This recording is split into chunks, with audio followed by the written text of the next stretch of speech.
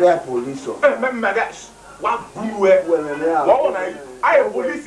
A policeman. Police are free. Police free. Also the police are free. You may have a Shogoye. Abeg. I am with you. Where do I have this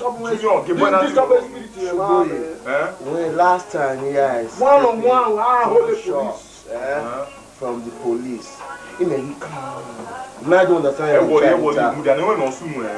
Hey, come. What? Say the story for new guy na halele ne o ma gudi no mama nata. Tenuta. No problem, sha. Any sha. Gudi eh shobo we to west. Ya tell me bullet bani ya we boy bullet hero. Officer ni me answer your man. E mo bi ona no bi ona wa. Okay, we ma mi me. You do as any body. Ya mi na. O ma tama e. Ko do ma kama we bo hu e. E do aje muchi we ni do ya pokun e ma me. Emi ni me ya mu go na ya asa you grab one me da you mo e. Abeg. Junior.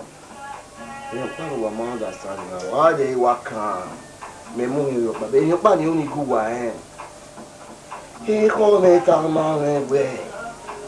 In Dangasmo. A lucky way. What the come? What we are Junior.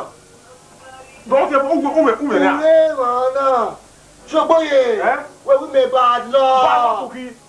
Wabi, you are cows. Say, get up. What the hell is here?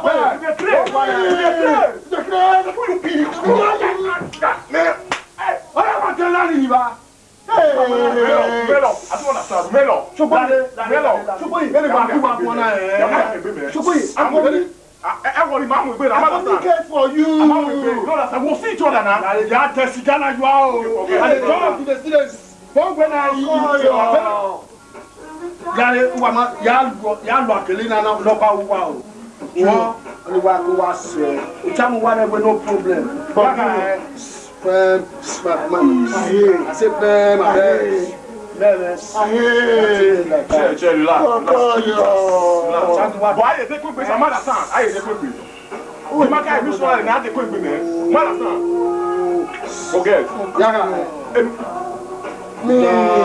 remote one gas. Goody. You buy the name for goody. Oh, pay me, Junior. I hear you. Junior, hear me, sir.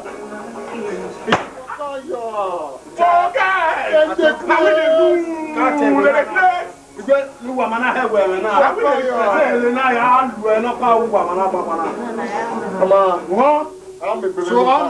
I'm a fan man.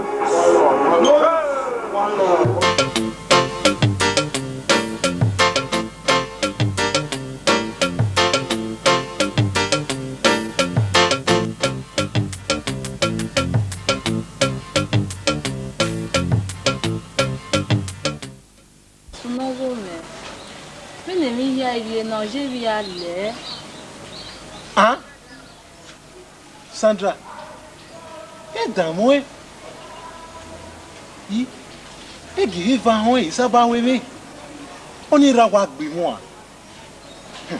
Là, on dit que regarde quoi mia. Et dans moi,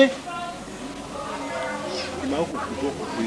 Nous gardons les roues maintenant. Maga les roues, ça va gagner oui ma. Et n'a rien léo et n'a tana.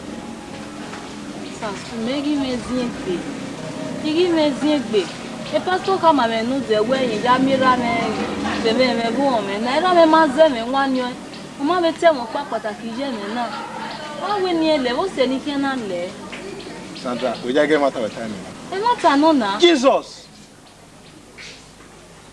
oni rie ma we ni ra ya o ma yi ga yeti tamai o yo ri gbaje me ni ne mo aja hun ya ni e no ri yen ko ni e o sa su wi aje me we tanaka ni ya ka iwe na me we ra ka bo ri gba yo ri o ayi we no ta sa su pinu we iba ya gbon na ri ma wo ma iwe me me e wo Sandra e ti ma we mi we ya bo we me we imi na guta ri o we ujiri we ji me no kwa origwe otoni magba ifin va ni do gwa lo we do imaje mi o do mi we era ni bi no ya we ne do ya le igbe mu a o ya meta do ajiri o iji no kwa wa wu yo pa ike o se na ta re ti ma we me Sasu ana leru mana kwe ko kugbere me na mi ro pa sunu da we mi ro pa be wiju e sasu ana Nigeria ni lu me ka ba ma ku ku gbe ma leru yo eme usaba ma hiru ma ya leru sabo ai ni ma yo Azigan romete o Azigan ya me o Azigan romete o Azigan ya me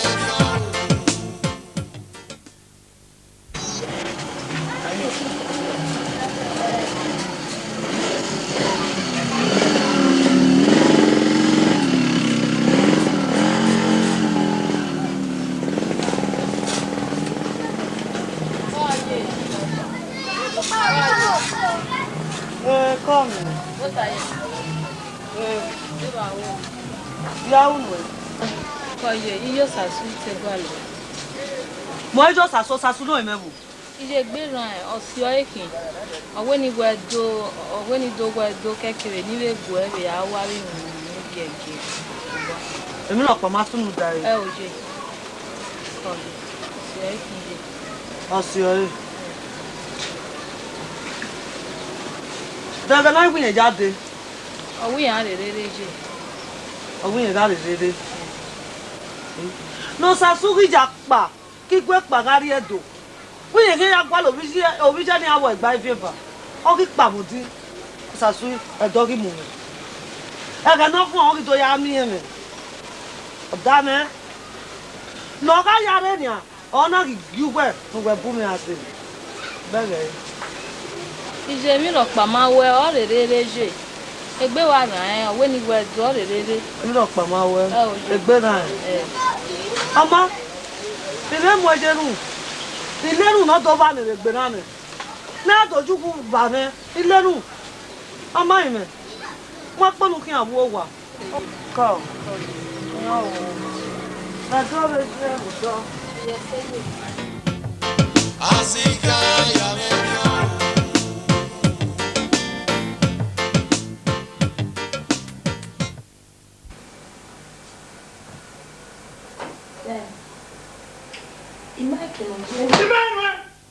Èmi kama we u ya do ere gbe ko ri ele yi. Mo wa ya ri omo ni gbe ma gbe bo a. Ge u ma ri omo ni gbe na. Wa ye mi ko we. Ba. Mike no je Iwo ya ri ere gbe. Mo wa ye mi ko we. E ti gbe gbe de. Mike no je mo ri ele mo to sa lo boy time ma me ma ri ele Mo wa tu de be wa. Baba dia ko teme na. Ah! Alright, you bastard! You bastard! Baba me basta. You bastard! Baba Okay, so yeah. You bastard! I say you bastard! You come here. You bastard! me No, basta. you come here, bastard! You bastard! I said, who are you going to na me la on ya Look. Listen. And listen good. Get back. Today, I will deal with both of you drastically, and you never forget me. Sergeant, you are bastard and you're bastard, and you remain bastard forever. Baba. Yes! na me la on You're bastard! Baba. oh Jesus ina hu mi na Ye. Sandra oh my God Eme Sandra weta. Mo me na me basta di ba. O we ni ya gba le la me. awa ni na yo gbete la we oba tai Mo to batai. ye mo me no me ne mo se eni o pero le la ja unu e o ha mo le ri o se mo me diri abi eni jam ti me ge la wo Me basta. ma bio ne la o ma ho ma ho mo ni se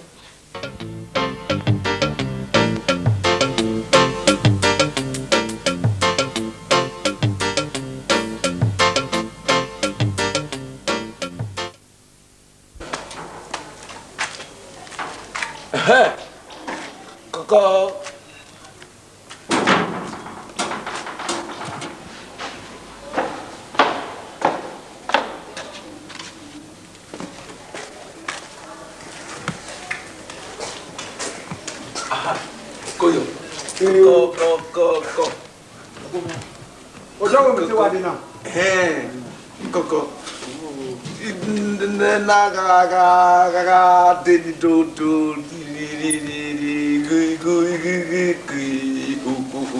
okay me wa he ye pe na we ati wa de wa fan we ri. Nini go na. Wa gba. Maka. Iye nini go ga. Okay, mami ke ni ka ayo kari. Ki mau. Kan vive. Erugwa. Wetin mi yan? Erugwa.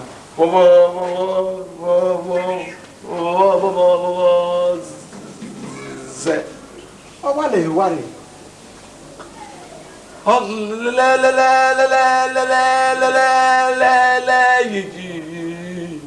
yo wa ri. Nene mega beti yo onana le fa wa. O wa le okono pa no. Titi kaka bobo ta mawe pepe dede no de tika mawo ga re dodo ye titi Ipe de si ko to gbe ni o ke me ya gwale ya he gwale ya ri.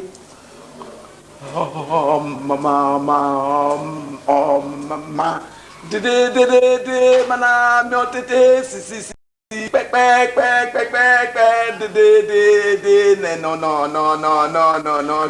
ti kaka fa lo ko na gbon re ebi no su mi ti kaka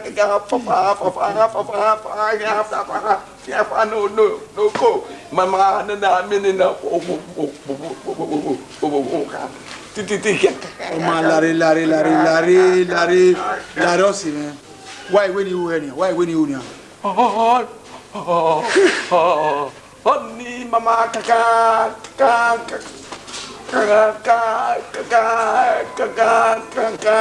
ne Mama ya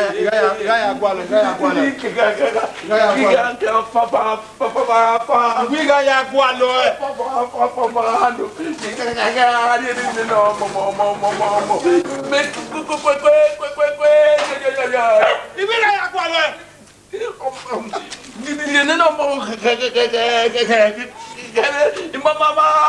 no, money. Tiki ta,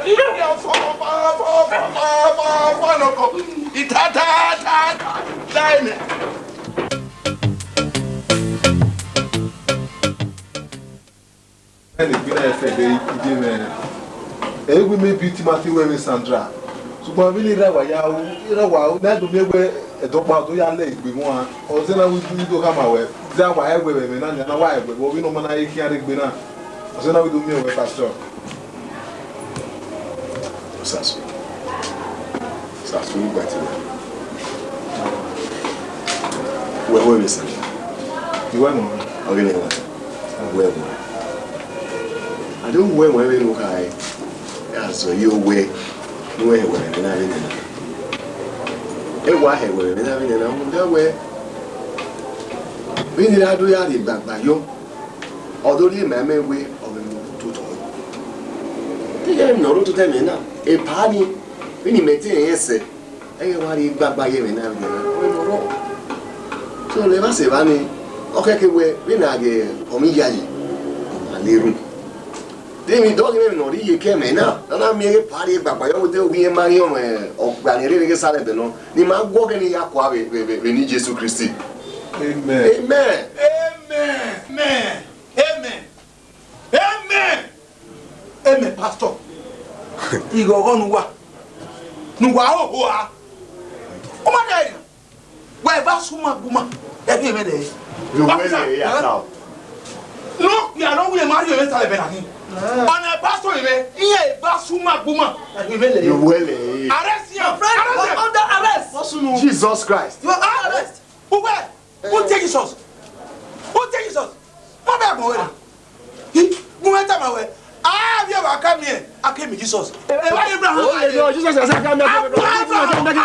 Jesus is not. Jesus is not. The Bible in the beginning was the word, and the word, that word was Jesus. Nelia, where is the session? We are telling them Jesus here. Nelia, oh yeah, move it. Oh yeah, baby, you are under arrest. He just move it. Who's getting why you talk about it? Don't talk. Nelia, oh yeah, move. Yeah, get up. Listen, get up. Get up, Nelia.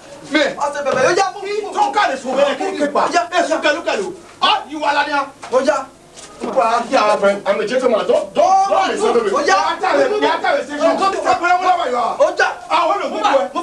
Don't you have respect for gentlemen? Respect. Move.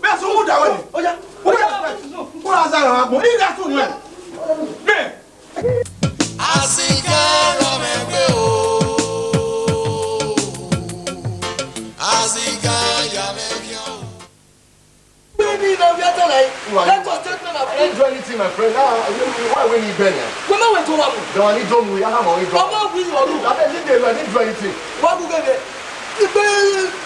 What do you expect? What do you expect? Who told that? Who told you that? Yeah, baby.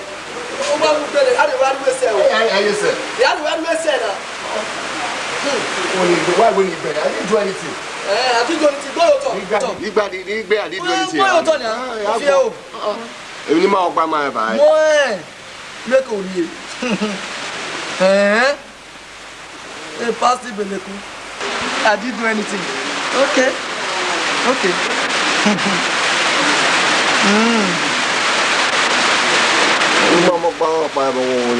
Boy, I didn't do anything. Boy, your talk. Boy, I didn't do anything. Hey, boy, I didn't do anything. Boy.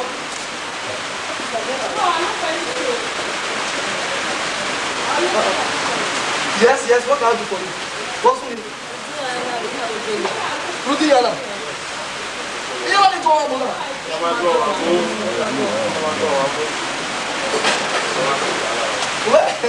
Sorry, madam. What? By law, you don't have the right to tell me more than 24 hours. I know my constitutional right. What are you talking about?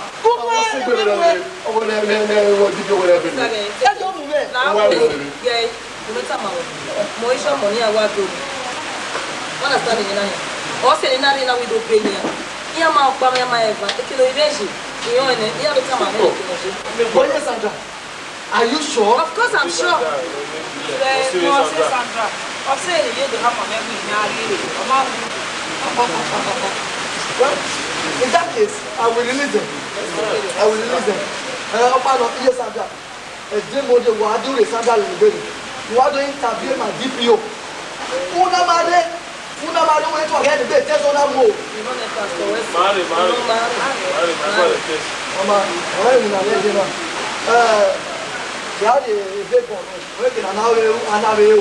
The government here go la dela ya we den ko igi mama ya ko to start we ya be ya le no ni mu ti le we ni ra do mu ti yo no mama ne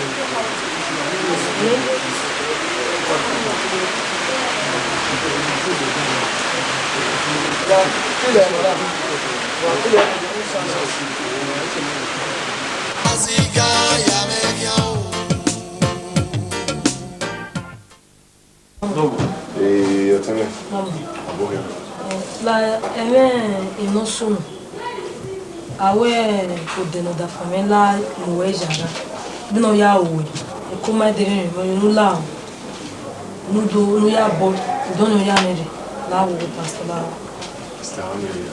Ani give me funny gbera. We wa feel la. Sunu no de. You are forgetting any ya gbera. Mami è un grande, non è che non è nato. Ma sono lì a Non è nato. Non pa ba ma e. Mo yi ni ma. Da. Mo la o. Ani gbera ni mi o pa wa ka boda wo. E wa de o ma gbera sasu. No e kele Sandra yi, o ma weta. Ado yi police mo ma o yi ma o ma gun. Awa ka bo pa wo. Ma believe you me ti we gbe video. Ma believe. Pastor, can you imagine that? I want to salubwa. Imagine Sandra ye on oimaga agun na no we dikina laye we ma ina gie ma ipo aso wa va o mata ma edegwe gikini eri o ikino na gwale ni a me ma me bi ato we ma we a me ma ikino ji ni a. You expect me to believe this rubbish? I don't believe. No, you're just giving me the cost. Everywhere attack. Look, I'm anything Yayiro. Pastor Jameji, ya to we ma we. Asa. Yeah, Pastor, no one want another. Sassuole manana, Sassuma e Sanjari e Wije. Da wasu avere Sanjona se. Ona kama e winha da Sasu igwe ya lei. Haki me weri ekwe ni ome Sasu. O ma kama mo para. Mo pakeka o tama. O ya ame o ni gege mo para. Ige gebe no ko police anyo e wa arrest we amu Sasu dai. Ige be ni se ya iso he. Ene wa ti get na we ke Sasuma. Jesus Christ. Sandra ni e body. Ba for we ni amon pa man. O ma ha mo pa, o mo pa. O mata ma mi. Ni na ya na watana e ya abuwe. Egbe ya ni me wo ba. La wo na we na gba na o sasu la wo mo egbe nu gi ma hian. Na wa ti na wa hian ni. Na wa hian ni. Egbe ya yo me. Ha? Abi ji egbe ya so la. Egbe ni ji aya gbo. Awon gbe ma se mo so mo ba. Iye. E de ti ane. Mother area. We cannot go to the village now. Well, cool down. Them Where you go? Them money. Emena me honi me luto to.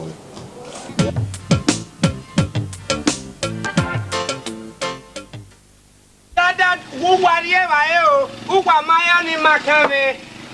Meno adede wujigo era me bi ye me ya pe me. Eno ko wa e no ma me radio edene na. E o Agenena. Atete wujigo no gie. Atete wo ya fefe. Oge gbogbo. Oge gbede bo. O da fi wo no mo sese. Me ne we. We no. Oge. Atete. Oge we. Boy, me no. Mo da fi wo ya fefe ni mo sese we na. O pe ada bo na ko da bo no ye gbe ta me. Wo mi do. Anya me no ye gbe da bubu ye ke o to na mo me no. Atete. Daddy ogbe ne bo. Buagi yo te atete a. Me ko pa di ja. E ti ba yo wa re be seri pa. Ti e ko kian re ba. Ah? Ye kian re ge. Uwe kian yo kian le be seri pa. Lale o. Wo ri ene ne su ni pa so ga tan ma me no. Gwale du we ni pa. E mi de no igu Yesu we do adi me. Ni na yo we no. We me bo se me teme na. O ja te. E pa so no dia ke gbo wo ga tan ma me we esu me nwina.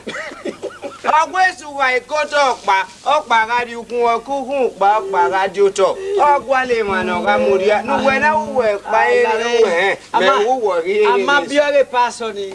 Uwe mi chama we na. Emi nere babo hine yarita. E ifiangbe, nga fiangbe. Iya to bi agba gbe ni mi. O ga yata. Eze yo E ma ta we gele bi. E wenu eze yo Nene paso ni guan kan na. Oka ga bo wa sikeme sese mesi. E paso ni kana ni a. Adam mo yo gole kan. E paso we kana. Paso we yenga. Boy guari nga paso we. Onu mo we ana opo. E paso we yenga ya. E o. Sokma me o we. Oku na mu ku no done. E paso na ya mu ku no ye. E so si no ma mi oku. Agwa. Nene paso wo na game mame. Nu get agwa e. Iwe to keke na agwa e na gbe paso be dio. Game mame atete. Lade, denu we bale gbe. Era bi paso ayu obi no ko na mu ko ene we. Eri ana toge. Ase kwa we anyoga ye aga danyoga. Eri ata mame o. Ude yi ya me ni ya. We tell kwa danyoga. Ene ne paso ga na mame. Lade. Wo oni bo we di adanyo mu ne so no. At. Adario. Boniga afi we we Jesu ga Jesu obi so agba ka. O ma ya me ki ude gboto. Ena yese ni na we alayo o. Ena yese ni na we adoda yiwe kakayo. Lade uwe gbodebo. Mami kugba keke yata. Imu enoriyo me. Imu enoriyo me. E kankan ya won. E sa gbe no. Agbonoga ewi no imu eni. Ise ka fiya. Nene paso ni ogo na mu kwere ona mu kwere. Nene paso do gbode gan. Me ya ka me police. Where ukie ha gbalaka na rebego ve. E ki afi be. Paso no ka boya da me bo. Wa rian de moto. E mu puni yiro o. Wa rian. E so wa eri adanyo mu de suru. E wa la esosi. Wa tie bo ni azeleni. Owe. Malakazere kotopore kese melekuze. Ya. To sakera ya mabe. Lade sakera ya. Malakalo ko. Eri agada. Eletu. Nene paso ni lade. Nene paso orowo waru ko le na be wana. O wa o ki kaka boss keme. Wa yo pa lo de ba. Ni me ki aya la esosi. Iwe ni moto gogo mo. Iwe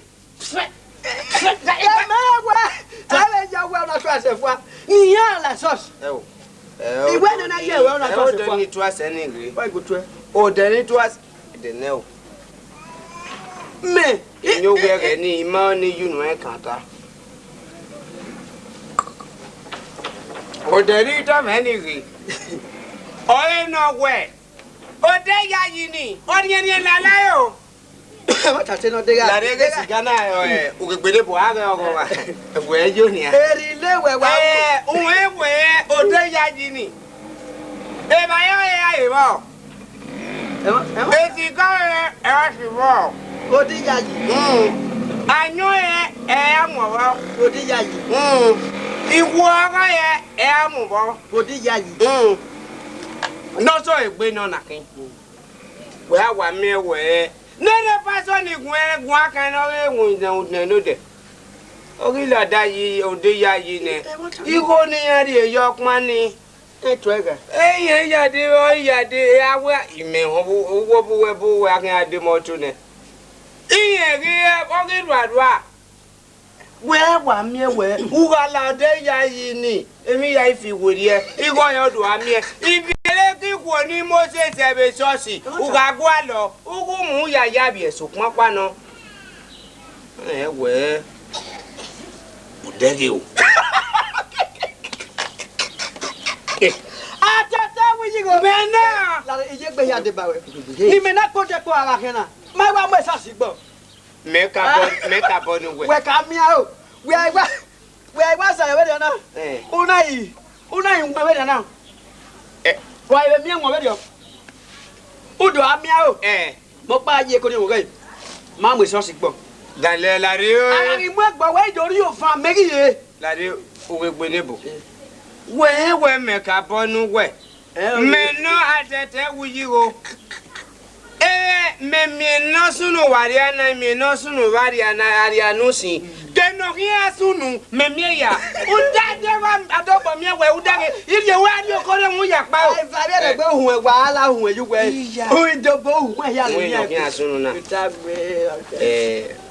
ma ya mu eso si gbo ija eso si ni ma mu gbo ere ni do akun ni ope ni na woro o fa wọ́n pè ní hin akun ẹni ki ebe di o we a gi ebe di o yo yi me wo tu we gi dai na we mama e to ne gidi i mama ne i me ga ko we wọ́n ní a ti gbe me oda ze kin ku ya de total se we me total oda ze e pastor ikin na ere ni do we Comment on a dit pas pour maintenant de ouais. Et voilà les bishop. Agana doit te me bishop à tête. Et vous y go. Dis-nous. Allez. Bishop kaka bishop.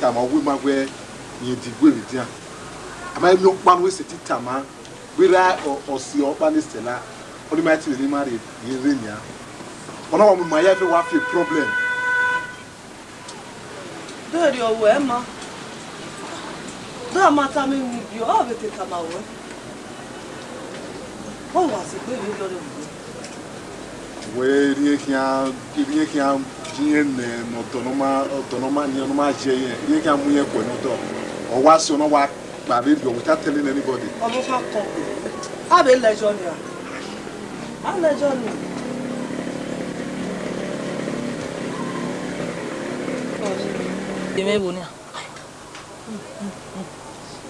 Uruna huru ni kan.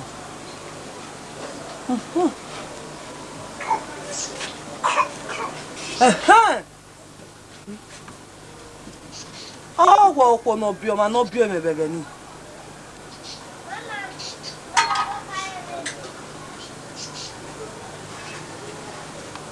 Oh, Mama.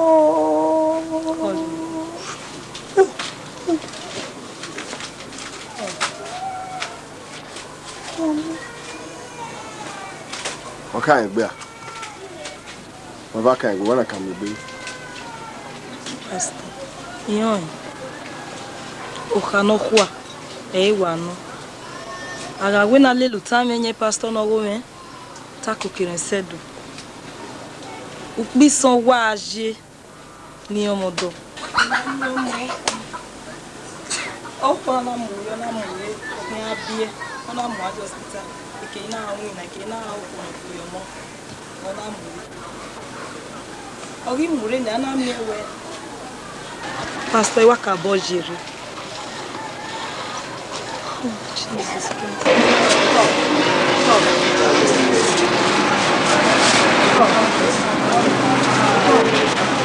Yeah.